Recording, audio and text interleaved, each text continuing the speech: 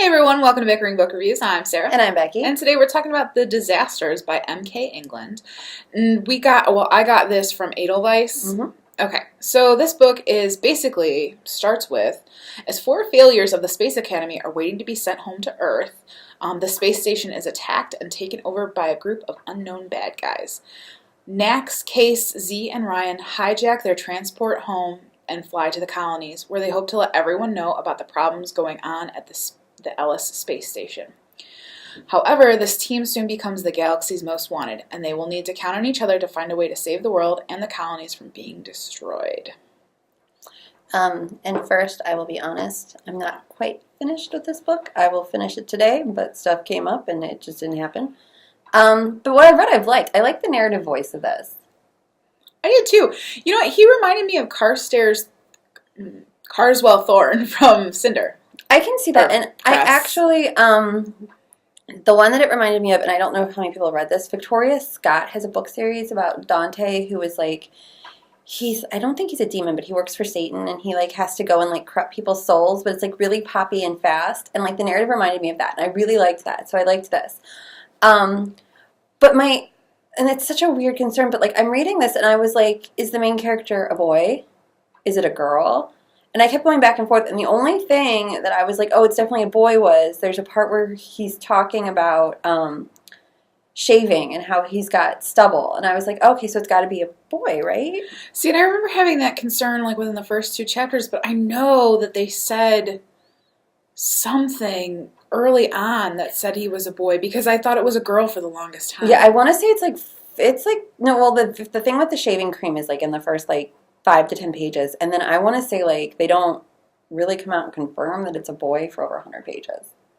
Which I mean, I guess isn't that big of a deal, but then I'm like, well, but what does he look like? But I also think that is true for a lot of the other characters in this book, that she's really kind of sparse with the details, and she kind of just puts out a little bit at a time. Like, for example, one of the characters is transgender, but you don't know that until, a third of the way into the book? But the way she did that was, it made sense, because this is a person who they talk about how that had been an issue in their life, and like they wait to kind of give this information to somebody that they trust.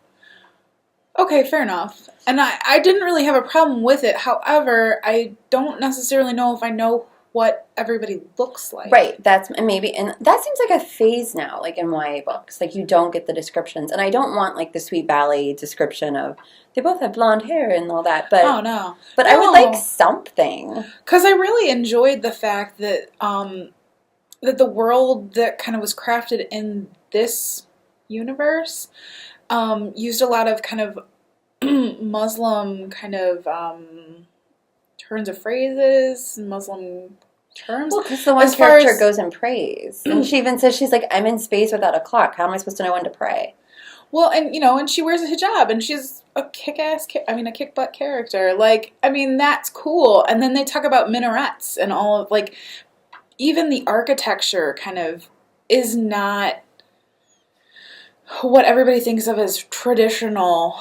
And I can appreciate the fact that it is a diverse book that doesn't, like, check off the lists. Well, and yeah, that's my thing. I like the fact that she wrote a book with diverse characters that does not feel like a diversity book with a big D.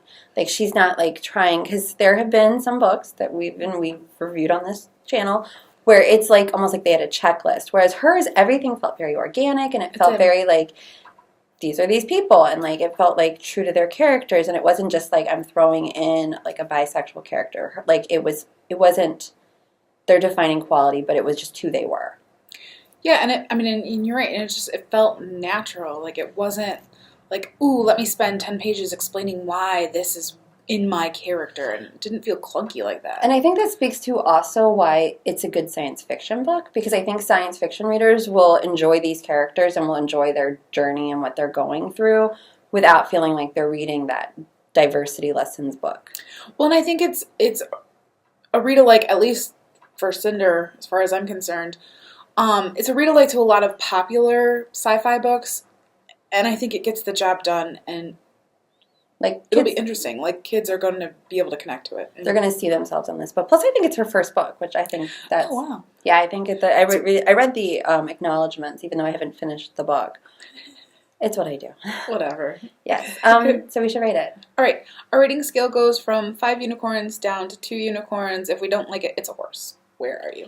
So I'm at a 3, but I'm not finished with it. So it's a 3, but depending on where it goes, I might go up. I don't see myself going down. See, before we started talking, I was at a solid 3. But I'm kind of like fluctuating between a 3 and a 4. So see, I'm like at a 3.5 without having finished it. I think I'm gonna bump it up to 4 unicorns. So I'm gonna go with 4. So that is where we are on the disasters. All right. See you next time. Bye.